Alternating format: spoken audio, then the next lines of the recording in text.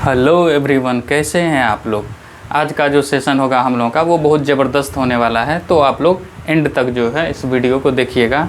यहाँ पे हम लोग समझने वाले हैं कि क्लास 10th का जो बहुपद चैप्टर है उसमें द्विघात बहुपद जो है, द्विघात बहुपद के जो शून्यक होते हैं और उसके जो गुणांक होते हैं, उस दोनों में रिलेशन जो होते हैं, संबंध जो होते हैं, वो यही क्यों होते हैं, उस पे हम लोग आज चर्चा करेंगे और समझेंगे कि रिलेशन जो बनते हैं वो कैसे बनते हैं, इसके बारे में समझेंगे। तो आज का जो सेशन होने वाला है वो बहुत ज़बरदस्त होने वाला है, तो एंड तक देखिएगा। तो आप द्विघात बहुपद के जो शून्यक और गुणांकों में जो संबंध होता है, रिलेशन होता है, उसकी गहराई तक जो है आप पहुँच पाएंगे। ठीक है, तो चलिए हम लोग शुरू करते हैं अपना सेशन।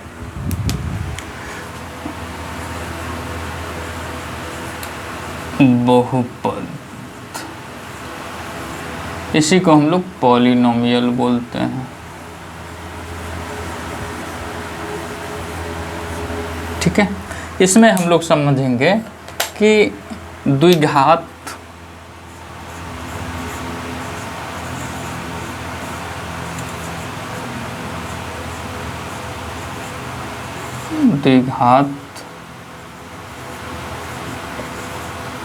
बहुपद के शून्यकों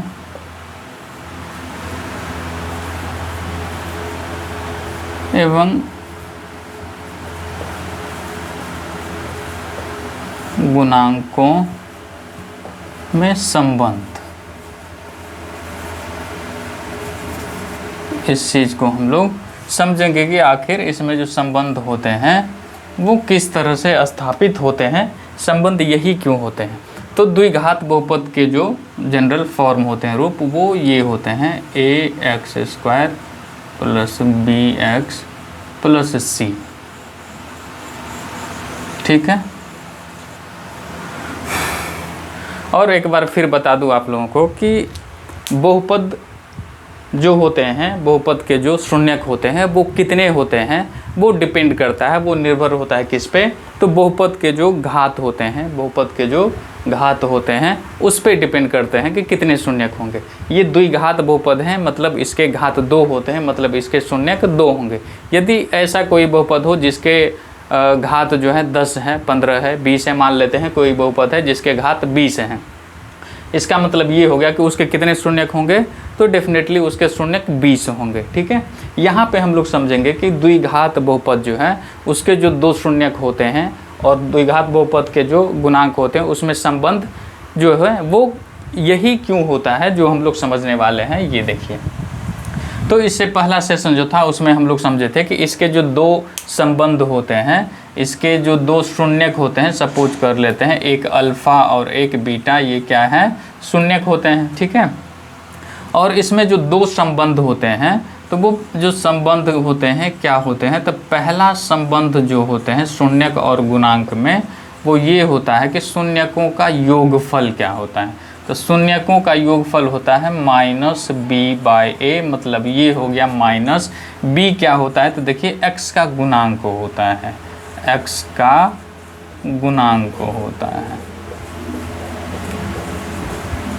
ठीक है, बाय a है, a क्या होता है, a x² का गुणांक होता है, x² का गुणांक होता है। ठीक है, एक संबंध ये है। तो दोनों शून्यक का योगफल -b/a ही होता है। क्यों होता है, कैसे होता है, इस चीज़ को हम लोग जो है आज बहुत गहराई से, बहुत बारीकी से इस चीज़ को समझेंगे कि यही संबंध क्यों होते हैं। ठीक है, दूसरा संबंध जो है इस दोनों में वो ये है कि दोनों शून्यक का गुणनफल जो होता है, प्रोडक्ट जो होता है, वो c/a होता है। तो c क्या होता है, इसमें देखिए c क्या है, अचर पद है, क्योंकि इसमें कोई चर पद नहीं है। तो ये अचर पद होते हैं बटे x² का गुणांक होता है। ठीक है, x² का गुणांक होता है। तो ये दोनों रिलेशन कैसे होते हैं, दोनों शून्य का गुणनफल -b/a ही क्यों होता है, दोनों शून्य का गुणनफल प्रोडक्ट c बाय अचर पद बाय x² का गुणांक ही क्यों होता है, इस पे हम लोग चर्चा करेंगे और समझेंगे कि आखिर ये कैसे होता है। ठीक है, तो आइए हम लोग देखते हैं इस चीज़ को। तो ये देखिए कि जो द्विघात बहुपद होते हैं उसके दो ही शून्यक होते हैं, तो उसके संबंध कैसे आते हैं, कैसे डिराइव करते हैं, इस चीज़ को हम लोग समझेंगे। तो ये जो द्विघात बहुपद है इसके शून्यक जो है, यहाँ पे हम लोगों का जो टॉपिक है वो ये है कि शून्यकों, यहाँ हम लोग बात कर रहे हैं क्वाड्रेटिक पॉलिनोमियल द्विघात बहुपद के शून्यक।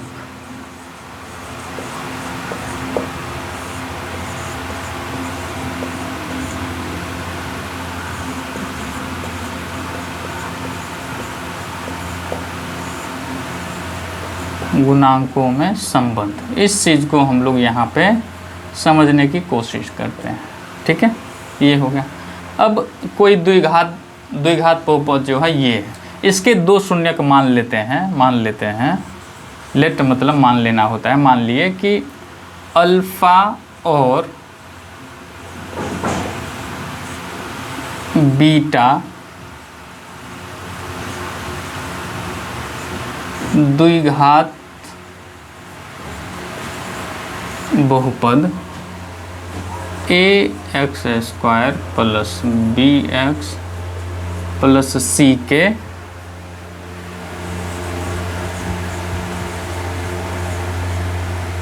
दो शून्यक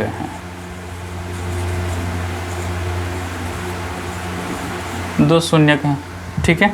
अब 9th क्लास में जो है हम लोग पढ़ चुके हैं, आप ही पढ़े होंगे कि अगर कोई बहुपद है उसका एक शून्यक अल्फा दिया हुआ है, इसका मतलब ये हो गया कि ये जो बहुपद है इसका जो एक गुणनखंड होगा, इस बहुपद का जो एक गुणनखंड होगा वो क्या होगा, चर देखिए इसमें क्या है x, तो x के साथ लेते हैं हम लोग। देखिए शून्य क्या है, प्लस अल्फा है, तो एक गुणनखंड हो जाएगा माइनस अल्फा। ठीक है, और दूसरा जो शून्यक है वो बीटा है, मतलब इस बहुपद के दूसरा जो गुणनखंड होगा वो x माइनस बीटा होगा। ठीक है, 9th क्लास में हम लोग पढ़े थे जो शून्यक दिए होते हैं उसमें जो साइन होते हैं प्लस या माइनस, उसका साइन अपोजिट लेकर के वेरिएबल के साथ रखते हैं, वो उसका गुणनखंड होता है। ठीक है, एक बार फिर समझ लिए। मान लेते हैं कि अगर शून्यक माइनस अल्फा है, ठीक है, कोई बहुपद है उसके एक शून्यक माइनस अल्फा है, मतलब एक गुणनखंड जो होगा उस बहुपद का वो x प्लस अल्फा होगा।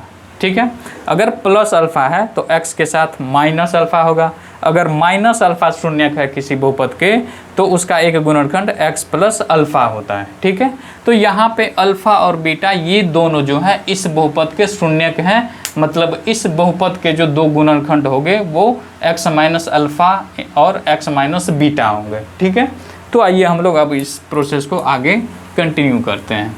तो यहाँ पे देख हो गया, तो ये बहुपद का जो गुणनखंड होगा वो ये हो जाएगा ax² c बराबर हो जाएगा, गुणनखंड जो करेंगे इसका तो ये हो जाएगा x, चूँकि अल्फ़ा और बीटा दोनों इसके शून्यक हैं तो ये हो जाएगा x माइनस अल्फ़ा इंटू गुणनखंड इंटू में लिखेंगे माइनस बीटा, ये जो है इस बहुपद के गुणनखंड हो जाएंगे ये। ठीक है, और इसके साथ हम लोग एक कांस्टेंट लगा देते हैं जो कि सभी पद में कॉमन होगा, वो k हो जाता है। ठीक है, अब हम लोग क्या करते हैं, k इंटू इस दोनों का जो गुणनफल होगा, गुना जो करेंगे हम लोग, तो कैसे गुना करते हैं, x के साथ दोनों को या फिर माइनस अल्फ़ा के साथ इस दोनों को, तो गुना करने पे ये आ जाता है x² minus alpha plus beta into x, और प्लस आ जाता है अल्फ़ा इंटू बीटा, ये आ जाता है। इस दोनों को जो हम लोग गुना करेंगे x minus alpha into x minus beta को, तो एक फार्मूला भी होता है x प्लस ए इंटू एक्स प्लस बी, इस पे इसको रखेंगे, इसमें क्या हो जाता है x² प्लस ए प्लस बी इंटू एक्स होता है प्लस ए इंटू बी होता है। ये फार्मूला ही होता है, आइडेंटिटी होता है, बीजीय सर्वसमीका होती है। तो इसमें जो जिसमें दोनों कॉमन है, इसका स्क्वायर प्लस दोनों जो कांस्टेंट टर्म है अचर पद है इसका योगफल इंटू एक्स प्लस अचर पद का गुणनफल होता है। इसी फार्मूला पे जो है इसका गुणनफल हमने प्राप्त कर लिया यहाँ पे। ठीक है, अब आगे हम लोग क्या करते हैं कि ये जो ब्रैकेट के बाहर जो ये कांस्टेंट टर्म है अचरपद, अब ये ब्रैकेट को हटाने पे क्या हो जाएगा के सभी टर्म के साथ, अंदर में देख रहे हैं यहाँ पे 1 2 3 टर्म है, तीनों के साथ के का क्या हो जाएगा, गुना हो जाएगा। ठीक है, तो ये हो जाएगा के एक्स स्क्वायर माइनस ये हो जाएगा के into alpha plus beta into x plus हो जाएगा के अल्फ़ा इंटू बीटा। ठीक है, ये इसके इक्वल आ गया। यहाँ पे लिख लेते हैं, ये इस लेफ्ट साइड जो है a x square plus b x plus c के इक्वल ये आ गया। ठीक है, अब यहाँ पे हम लोगों को दोनों साइड क्या करना है, कंपेयर करना है, तुलना करना है कि कौन किसके इक्वल है। यहाँ पे देख रहे हैं एक्स स्क्वायर का गुणांक a है, x का गुणांक b है और c अचर पद है। इधर भी देखिए एक्स स्क्वायर का गुणांक k है,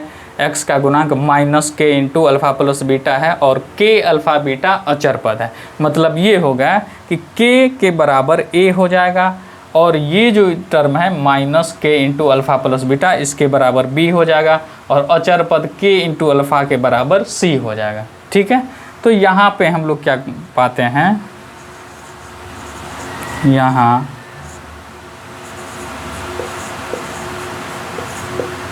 दोनों पक्षों को तुलना करने पर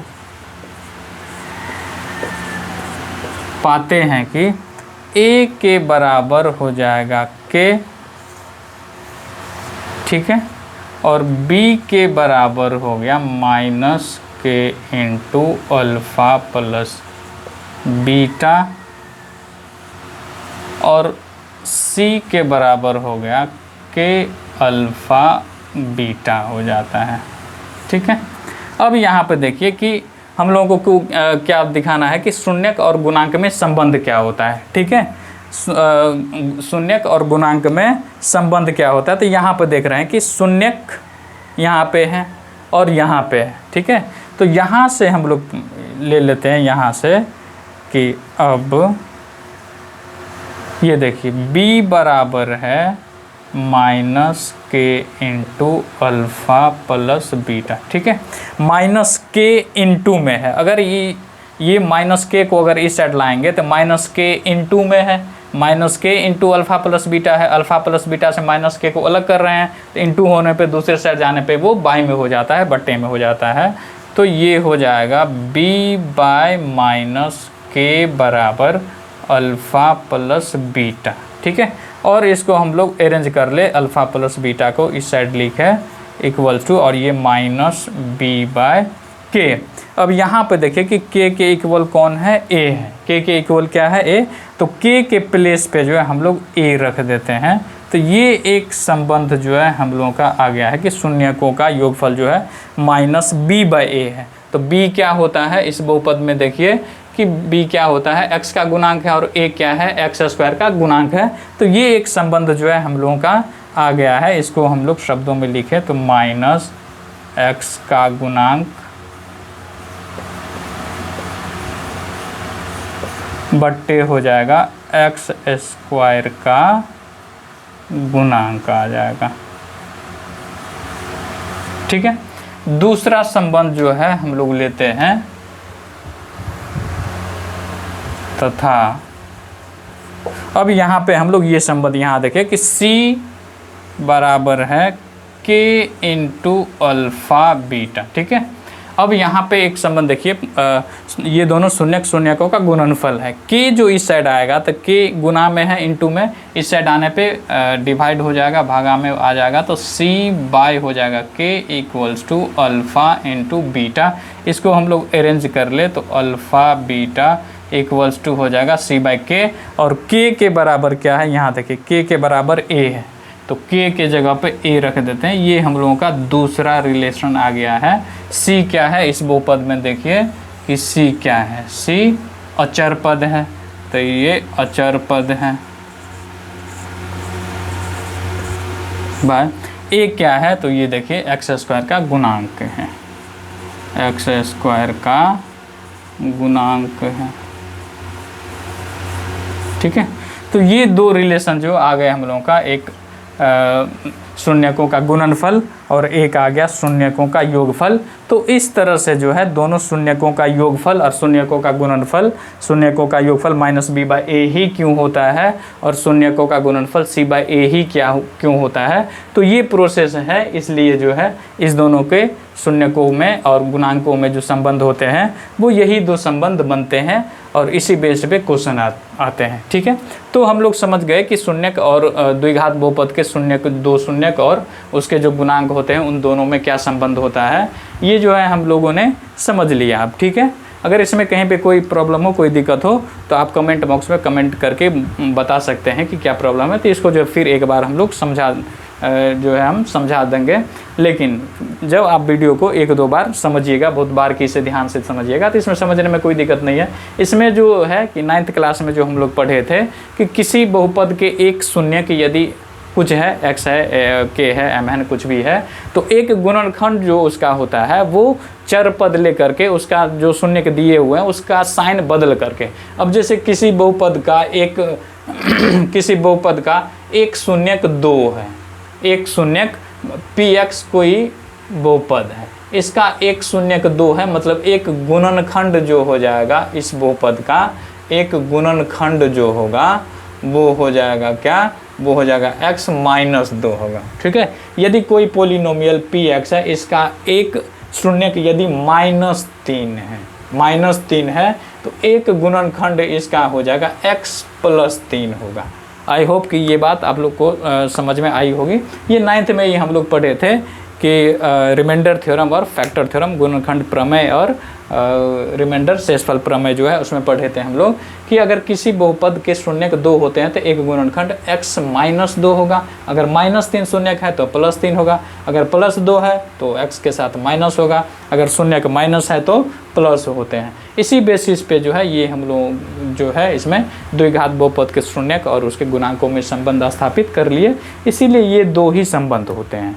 ठीक है, तो चलिए आज का जो सेशन था इसमें यही समझाना था कि शून्यक जो होते हैं आखिर कैसे यही शून्यक होते हैं। ठीक है, तो चलिए फिर अब नेक्स्ट वीडियो में हम लोग मिलेंगे जिसमें इसमें जो भी क्वेश्चंस होंगे वो सभी क्वेश्चंस को एक एक करके बारीकी से हम लोग समझेंगे। और ये 10th क्लास का जो सेकंड चैप्टर बहुपद है इसमें जो है सिर्फ और सिर्फ अब हम लोगों को केवल एक ही टॉपिक पढ़ना है जिसमें द्विघात बहुपद के शून्यक मालूम करना, शून्यक जो होते हैं और गुणांक जो होते हैं उसमें संबंध क्या होते हैं उसको सत्यापित करना, वेरीफाई करना, बस यही दो चीज़ पढ़ना है। ठीक है, पहले जो था क्यूबिक पोलिनोमियल भी था जिसमें हम लोग त्रिघात बहुपद वो भी था, लेकिन अब जो है अब नए सेशन से जो है ये क्यूबिक पोलिनोमियल को जो है हटा दिया गया है, केवल हम लोगों को यही पढ़ना है और इस पे जो क्वेश्चन है वो पढ़ना है। ठीक है, तो चलिए बहुत बहुत धन्यवाद, और ये वीडियो अच्छा लगे तो अपने दोस्तों में भी शेयर कर दीजिएगा ताकि इसका लाभ भी उन लोगों को मिल सके। तो चलिए अब नेक्स्ट वीडियो में मिलते हैं, इस पे बेस्ड जितने भी क्वेश्चन हैं वो सभी एक एक क्वेश्चन जो इम्पोर्टेंट क्वेश्चन जो एग्ज़ाम में जो है डेफिनेटली पूछे जाएंगे वो लेकर के आएंगे। चलिए बहुत बहुत धन्यवाद।